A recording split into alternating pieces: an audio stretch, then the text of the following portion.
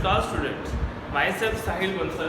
आज हम 10th class का इस चैप्टर 5 का एक्सरसाइज 5.1 का क्वेश्चन नंबर 1 करने जा रहे हैं।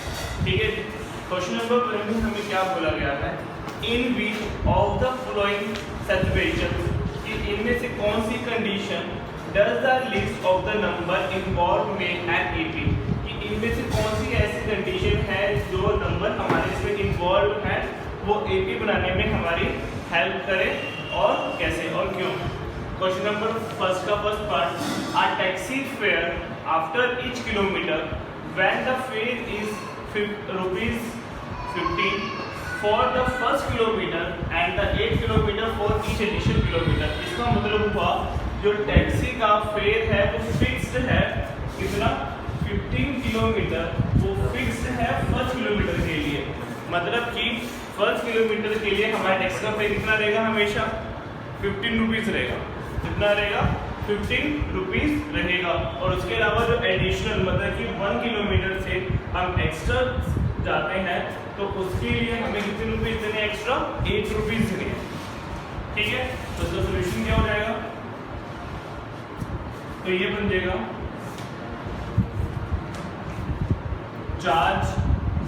Charges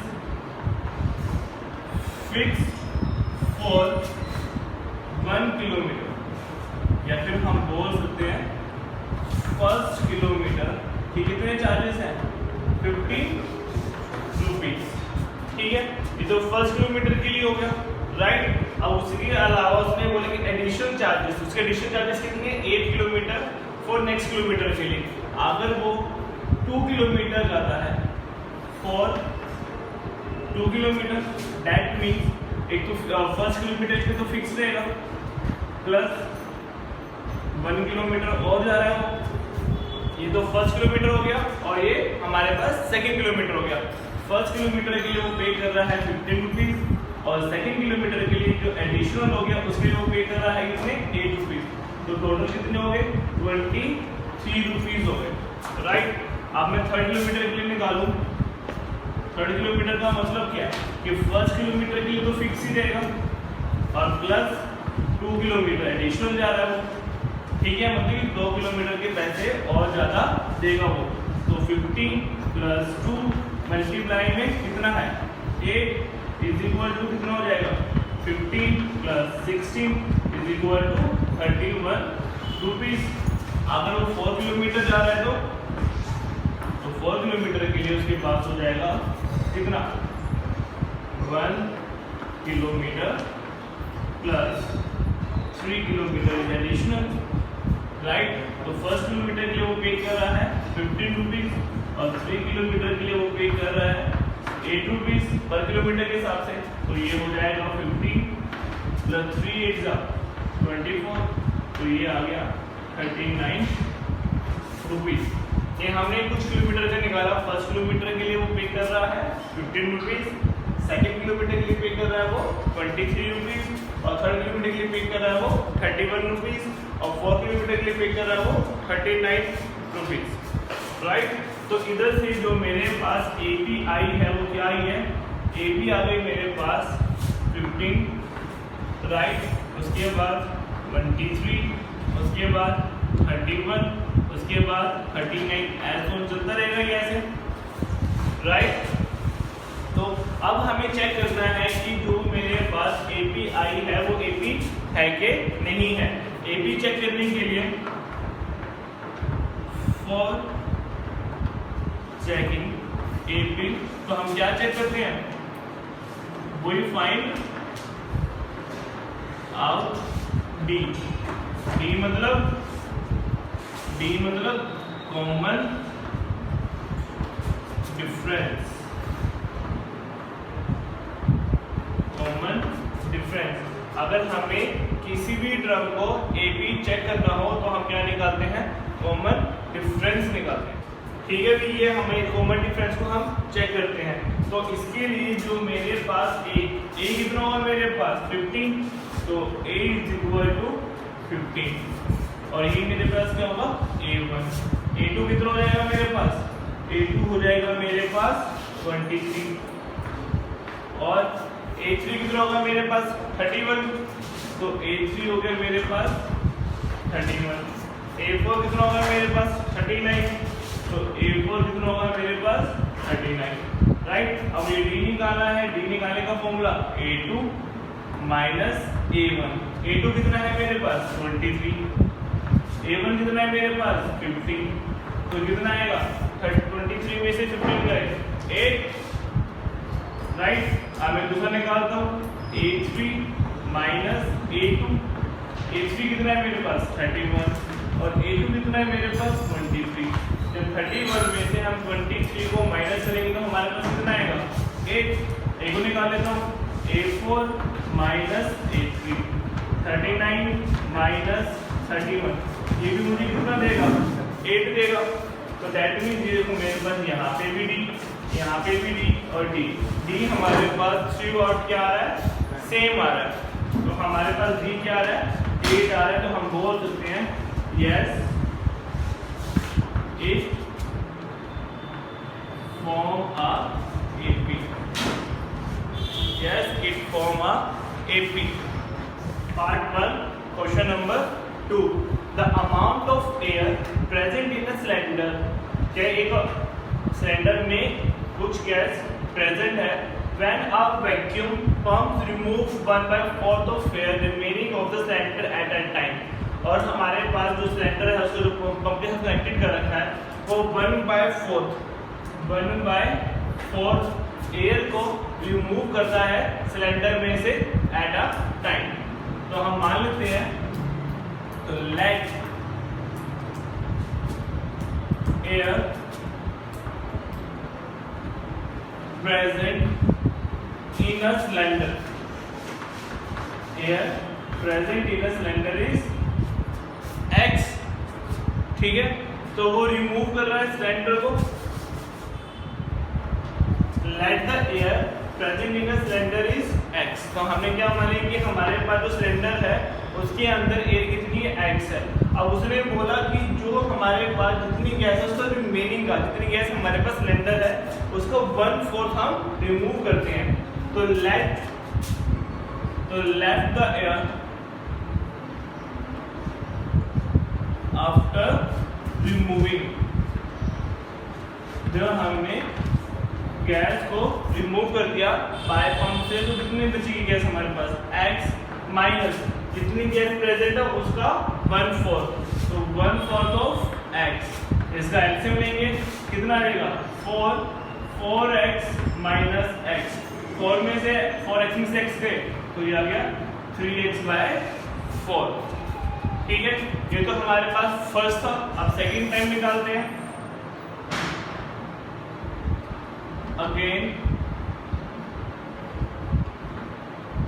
left the air after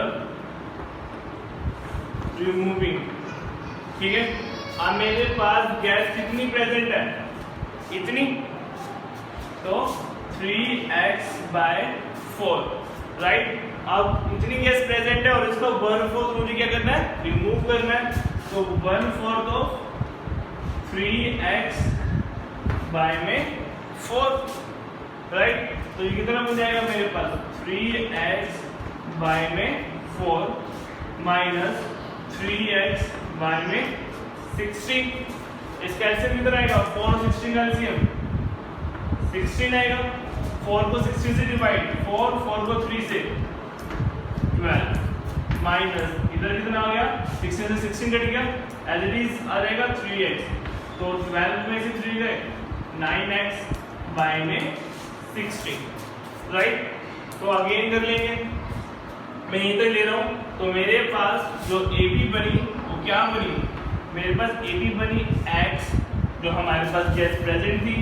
A2 बना मेरे पास 3x/4 जो हमने गैस को रिमूवल के बाद गैस बची।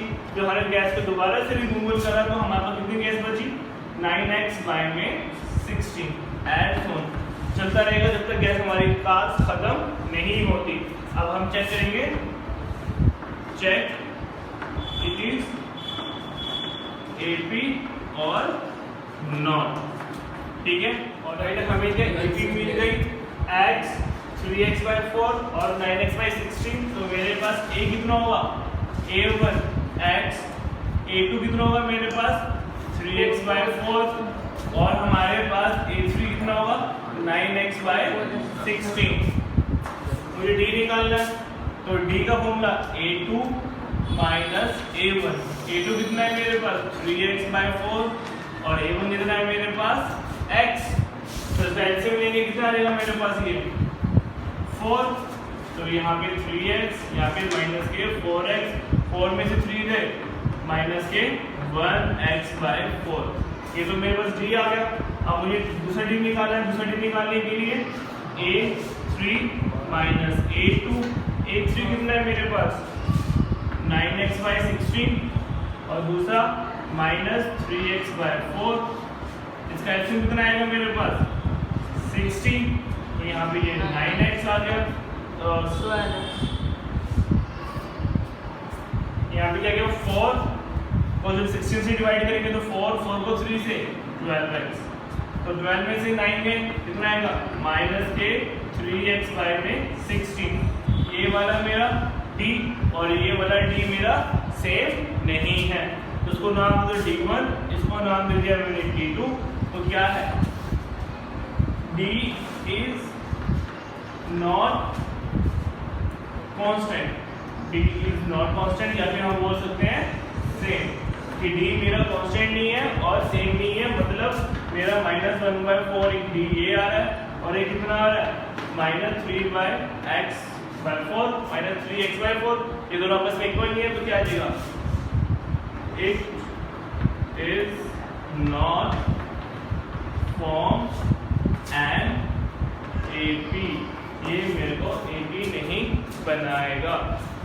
क्वेश्चन नंबर 3 पार्ट 1 का, the cost of digging a well, digging मतलब खोदना, a cost of digging a well after every metre of digging, मतलब कि जो कॉस्ट आ रही है वेल को, कुएं को खोदने की आफ्टर एवरी हर एक मीटर के बाद, when it is cost is 150 rupees first metre, मतलब कि अगर हम 1 मीटर का खोदते हैं तो हमें कितने पैसे पे करने पड़ रहे हैं 150 रुपीज फॉर फर्स्ट मीटर, और राइज मतलब इंक्रीज हो रहे हैं 50 रुपीज फॉर सब्सिक्वेंट टाइम, मतलब कि जितने मीटर आगे हम खोदते रहेंगे उसके ऊपर हमें 50 रुपए एक्स्ट्रा पे करने पड़ेंगे, ठीक है।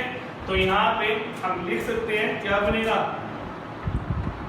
Solution, the cost of digging a well for first metre, for first metre is 150 rupees, ठीक है। वो जब वो पहले 1 मीटर तक खोदते हैं तो उसकी चार्जेस कितनी है 150 rupees, after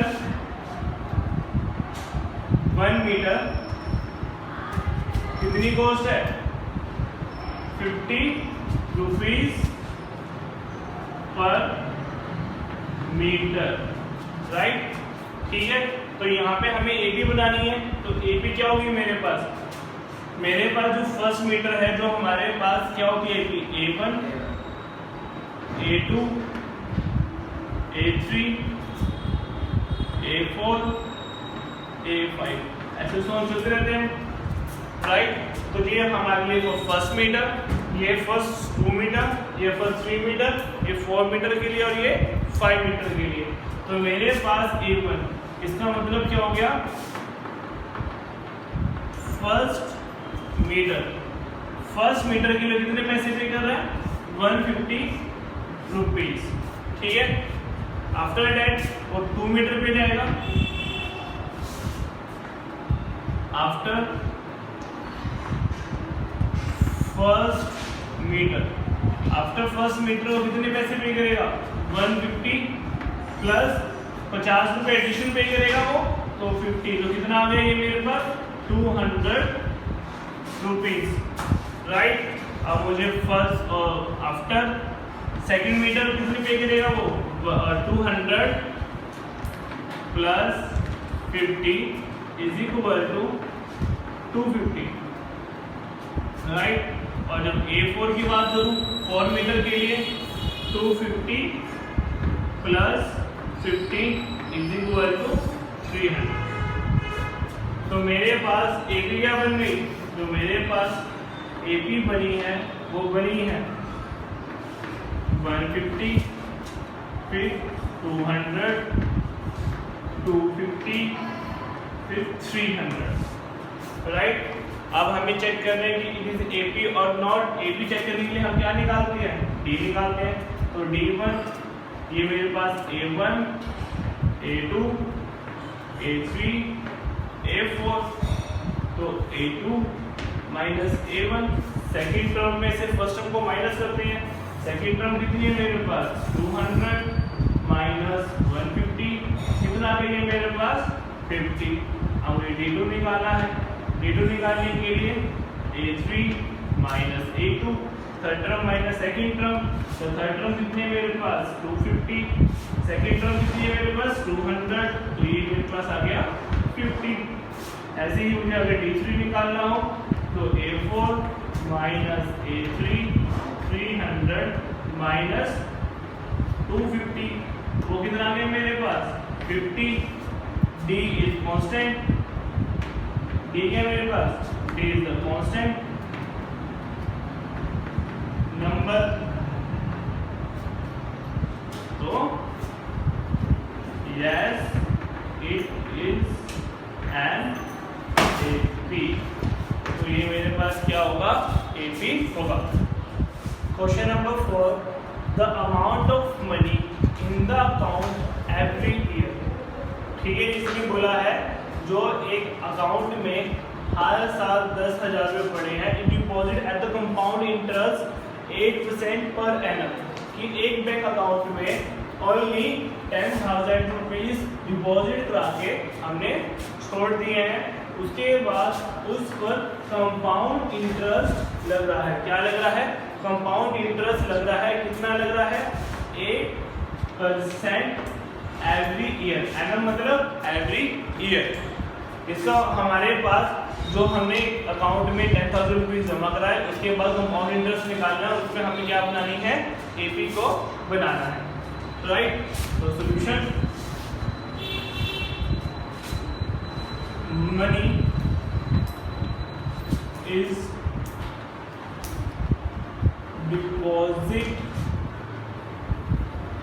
deposit in account कितनी 10,000 रुपीज। ठीक है, तो उसने जो पहले ईयर फर्स्ट ईयर उसने जो पैसे जमा कराए कितने जमा कराए 10,000 रुपीज, राइट। उसके बाद जो हमें उस पर 8% एनम इंटरेस्ट लग रहा है, कंपाउंड इंटरेस्ट।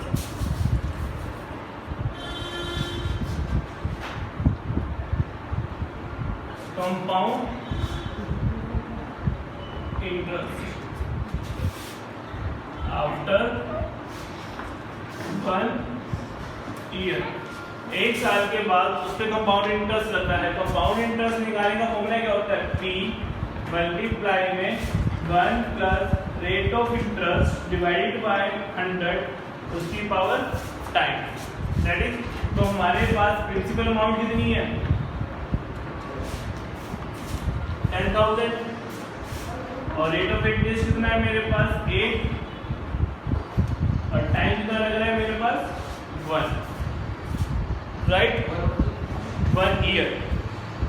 तो ये हमारे पास लग रहा है 1 ईयर। तो यहाँ से मुझे मिल गया 10,000, एलसीएम ले लूँ मल्टीप्लाई में 108 बाय में 100, 20 से 20 कट गई, तो ये मेरे पास आ गया 10800 रुपीज। कितना आ गया 10800 रुपीज। ठीक है, अब वो हमें ये 1 ईयर के लिए था, अब सेकेंड ईयर निकालना है। तो after second year compound interest after second year compound interest कितना हो जाएगा मेरे पास, वही फॉर्मूला लगा देंगे। तो 10,000 मल्टीप्लाई में 1 + 8 बाय में 100 की पावर 2 मतलब टाइम कितना है मेरे पास 2 ईयर्स के लिए, आफ्टर 2 ईयर बोला उसने। तो ये आ जाएगा मेरे पास 10,000, इसको सोल्व करेंगे तो 108 100 की पावर 2 इम्प्लाइड, इसका मतलब क्या होगा 10,000 मल्टीप्लाई में 108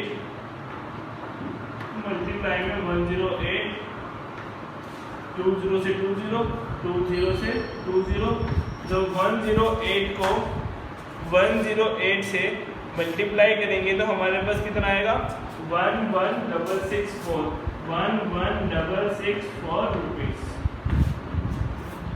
ये भी हमें मिल चुकी है 10,000 10,800 11,664।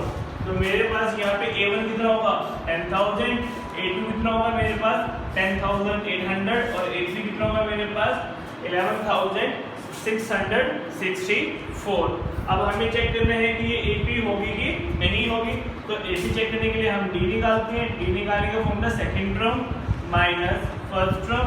सेकंड टर्म कितनी है मेरे पास 10800 और फर्स्ट टर्म कितनी है मेरे पास 10,000, तो मुझे कितनी मिल जाएगी 800। D1 कितना आ गया मेरे पास 800 आ गया। अब मुझे D2 निकालना है, तो D2 निकालने के लिए third term minus second term. Third term कितनी है मेरे पास 11,664 माइनस 10800, राइट। तो ये मेरे पास कितना आ जाएगा, माइनस करो 6 60 में से 8 ले 8, तो 864 आ गया। और ये D1 is not equal to D2, या मैं बोल सकता हूं कि D is not a constant number, so it is not form an AP। यहाँ पे ये हमारा exercise 5.1 question number first finish होता है। आज के लिए बस इतना ही। Thank you.